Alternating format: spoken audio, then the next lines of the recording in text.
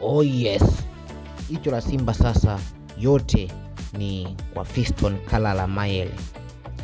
Kabla hujaendelea, usisahau kusubscribe kwenye channel hii, like video hii, comment maoni yako na share kwa wengine.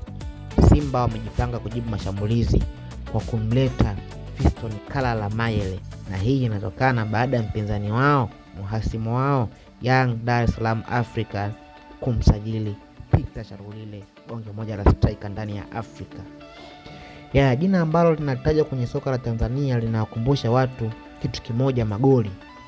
Fiston Mayele, mchezaji ambaye aliwahi kutikisa ligi ya Tanzania akiwa na Yanga, akionyesha uwezo mkubwa wa kufunga na kuwaumiza mabeki. Akiwa Yanga, Mayele alicheza mechi 45 katika mashindano yote na kufunga magoli 49. Imagine, mechi 45, magoli 49.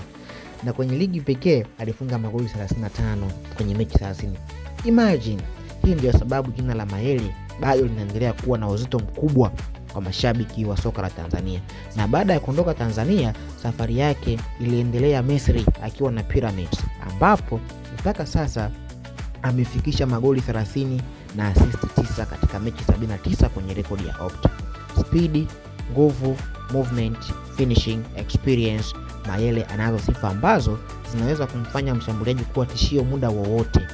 Sasa fikiria picha hii, Mayele akiingia uwanjani akiwa amevaa jezi nyekundu na nyeupe, uwanja mzima ukilipuka, Mayele, Mayele, Mayele. Hapo ndipo swali linakuja. Je, Mayele anaweza kuwa jicho jipya la Simba? Na wewe unafikiria nini kuhusu hili? Tuoneshe kwenye comment yako hapo kama Mayele anaweza kuingia tena Tanzania na kurudi kwa mnyama Msimbazi.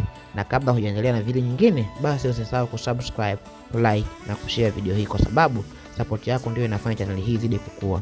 Yes, tunazungumzia usajili, wachezaji, takwimu na story card za soka kwa style hii. Kwa hiyo kama unapenda content kama hii, basi usisahau kusubscribe kwenye channel yetu hapo. Yes, bye bye.